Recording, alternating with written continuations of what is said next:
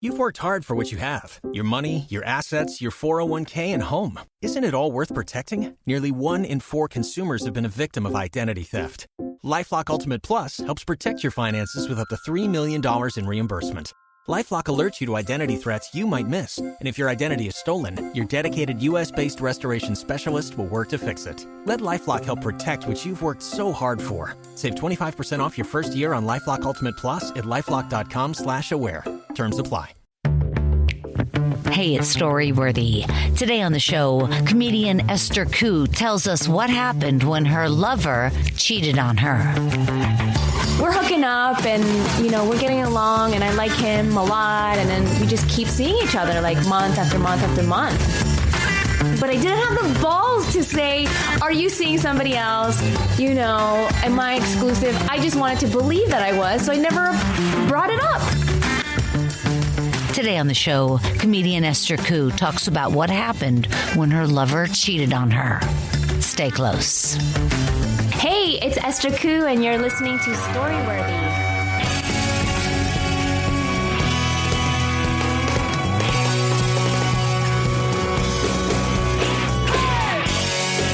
Welcome to Storyworthy. My name is Christine Blackburn, and I'm coming to you from Los Angeles, California. Whether you're a longtime fan of over 14 years or you're a new listener, welcome to Storyworthy. I hope you guys enjoyed the show last week with actor and entrepreneur Christopher Knight. Christopher told us a story about how he was cast as Peter Brady on the Brady Bunch. So it's a fabulous story. Go back and listen to it. And today I'm bringing you another story. This is also from a couple of years ago. And I think you guys realize now that I've been airing some stories from the past. There's over 800 stories on Storyworthy. And so there's plenty of stories I bet you have not heard. And even if you have heard them, I'm bringing them back for a reason because they're really good stories. And today is no exception. Today's story is told by Esther Ku. She's a comedian out of Miami. And honestly, an extremely funny comedian. She's smart and just really quick. So I know you guys are going to enjoy her story today about her lover cheating on her. You won't believe what happens. And I wanted to remind you guys that I'm still recording my Life in 3 Songs. You can find my Life in 3 Songs over on Spotify. We need Spotify because they have that music catalog that we need. You guys, please check out mylifein3songs.com and follow the show on Insta and Twitter at mylifein3songs. I appreciate each and every listener of Storyworthy going on over to My Life in 3 Songs and checking it out. I'm really proud of that show. I talk to comedians about the 3 songs in their life that have impacted them. And, everybody brings great songs to the table. You cannot negate when somebody tells you they love a certain song. Like what happened when they heard it? When's the first time they heard it? And what does it mean to them? So please, you guys, check out My Life in 3 Songs. I sure appreciate it. And don't forget, Story Smash, the storytelling game show, is also coming back on April 6th at the Lyric Hyperion. You can check out storysmashshow.com for more information. All right, you guys, wherever you are, put your hands together for the very talented comedian Esther Ku. So what happened, right? I was living in New York and I just started hooking up with this guy. But, coming from a Korean family and a background, Koreans are kind of like Irish people. We don't really talk about things openly. If you have a problem, you just shove it under the rug. We don't ever communicate or say things like, I love you. We hide everything. So I never grew up with those affectionate words, or I didn't know how to express myself or have the relationship talk. So I saw girls do it in movies, but I was like, I can't do that. When girls are like, we need to talk. And then they talk about their relationship status of what are we doing? Are we boyfriend, girlfriend? So it just kind of, sometimes you just start hooking up with a guy and that's just what happened. And we just never had to talk. I never said, are we exclusive? I just assumed we were exclusive. And I think that's it's an easy thing to kind of fall into that because, I didn't want to be vulnerable to be I just wanted to believe that we were exclusive. And I never really put myself out there by making him say to me, we are exclusive. So we're hooking up and, we're getting along and I like him a lot. And then we just keep seeing each other like month after month after month. Maybe I don't even remember because I was just smoking a lot of weed and I just forgot how much time went by. So it could be anywhere from 6 to 12 months that went by that we're seeing each other on a regular basis. Right. And then just one day I was like, as a comedian, every Monday or Tuesday night, it can also feel like a Saturday or Sunday. So I never realized that I never see him on weekends until like several months in. Then I'm thinking, it's weird. I never see, because I'm always doing shows on Friday, Saturday anyway. So I never really needed to see him on weekends because I was busy. So one day though, I was like, I think I don't ever see him on weekends. That's weird. And I was thinking maybe he's like seeing somebody else. So I just started like getting kind of like curious, like, is he? But I didn't have the balls to say, are you seeing somebody else? Am I exclusive? I just wanted to believe that I was. So I never brought it up. Right. So then one day I was at his apartment and I would sleep over all the time. And he was like, I got to go to work, but you can sleep in. I know you stayed out late and you can sleep in and just let yourself out. So while he went to work, I took the keys to his apartment and I went to the hardware store and I made a copy so that I could investigate, like, is he seeing someone else? To me, it was easier to do that than to like ask him straight out. So I go to the hardware store around the corner, and there's a hardware store like every 3 blocks in New York. So it's so easy to make a copy of a guy's keys, right? So I go, I say, I need a copy of each of these keys. So there's like the front door, then there's the apartment door. So I think I got two keys made or something. I held onto those keys for like another 2 or 3 months. And every time I was in his neighborhood, like doing a show, I'd like be like, oh, I want to see what's going on. I kind of wanted like just barge in and be like, and just, I wonder what's going on, but I'll do it another day. And then one day I just like mustered up the balls to be like, I'm going to go in there. And so in the middle of the day on like a Tuesday, I just let myself into his apartment and I just stick the key in his apartment door. I unlock it. Then I go inside and there's like a woman's bra on the floor and then like a woman's clothes all over. And I'd never seen women's clothes in his apartment before. So I just thought he was just like kind of like this pathetic single guy. So I'm looking around, and when I had gone in there, I had locked all the doors, locked all the locks behind me. And there's like 4 locks. It's New York, right? So I locked all the doors, all the locks. Then I'm looking around the bedroom. All of a sudden, I hear the door like jiggling. Somebody's trying to get in. So I sneak over to the front door. I look through the peephole, and I see a woman, this blonde woman, really pretty. She's like trying to like unlock the door, but I had locked the one padlock that there's no key for. You could only like unlock it from the inside. So then I call him and I say, hey, I broke into your apartment, but now somebody else is trying to break into your apartment.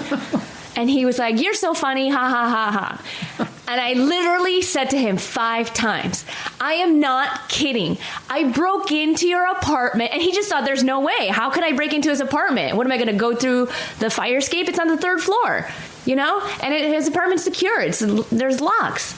So he's like, you're so funny. I'm like, I'm not fucking kidding. I'm in your bathroom and there's this blonde woman trying to break into your apartment now. You got to help me. And he goes, you really did it. I go, what? He goes, that's my wife. And I was just like, what the fuck? Like, I thought you were this like lonely dude. Like, I thought you were pathetic. Like, I had no idea you were married. And like the apartment walls, they're completely blank. Like if there's a decoration, it's like a vase, just such a generic, like, living situation.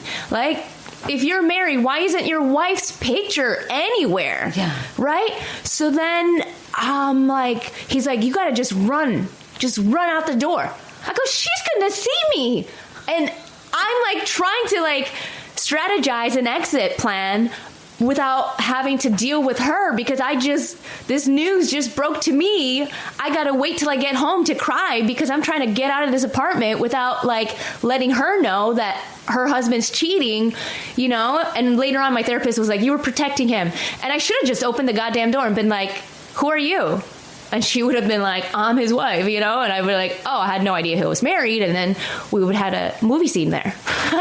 Yeah. But instead, I'm looking out the fire escape. I can't jump that high. And then, so he tells her to go to the police station because it might be a burglar in there. So he convinces her to leave so that I can make my escape. And the whole time, I'm like, you have a wife? What the fuck?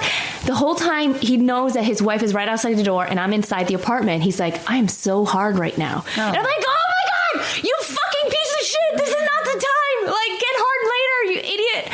So while she goes to the police station, I open the door and I was going to just go down the stairs through the lobby of the building, but I didn't want her to see me in case she was still kind of there or if the police were on the way. I was like, you called the police on me? Like, now I'm going to get arrested. Yeah. So I open the door and I go up the stairs to the 4th floor, then to the rooftop. And I climb up that ladder and I open the latch to the rooftop of this like apartment. And I walk across the roof to the next apartment building and go down their staircase so that I could protect him at all costs.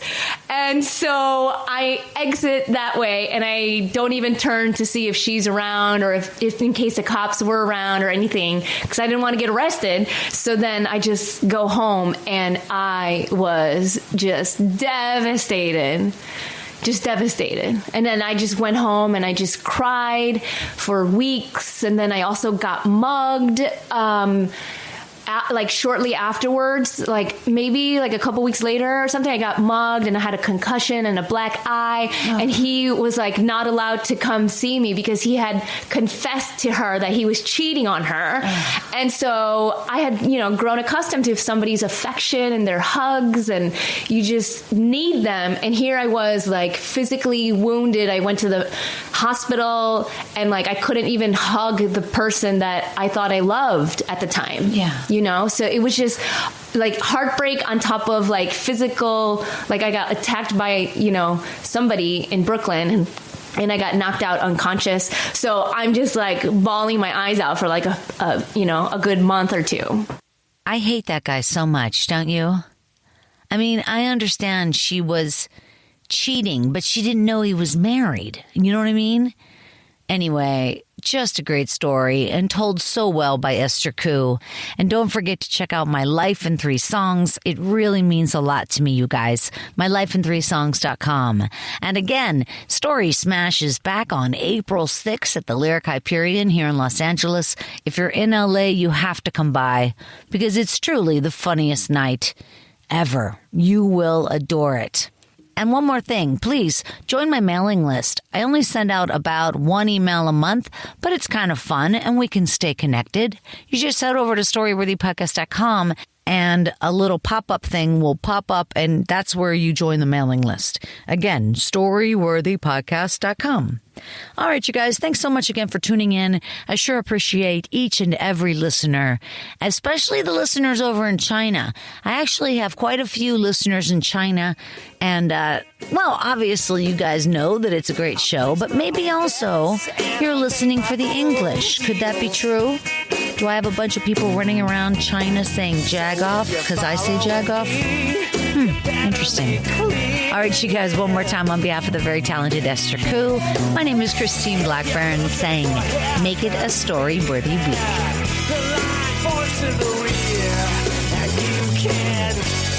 Follow me.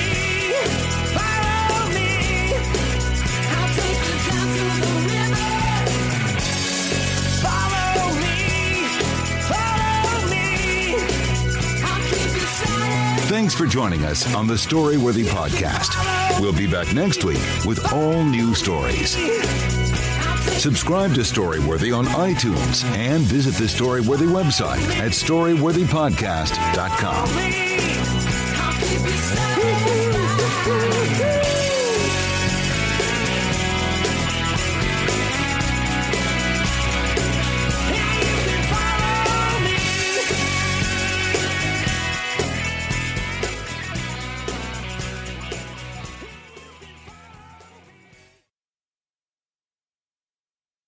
So, you've got an idea for a business, the store of your dreams. There's just one thing to figure out: everything. That's why Shopify's all-in-one commerce platform makes it easy to sell online, in person, and everywhere else. Sell on social media, source products with an app to get that first sale feeling. It's the only solution that gives you everything you need to sell everywhere you want. So when you're ready to bring your idea to life, power it up with Shopify. Sign up for a $1 per month trial period at shopify.com/listen.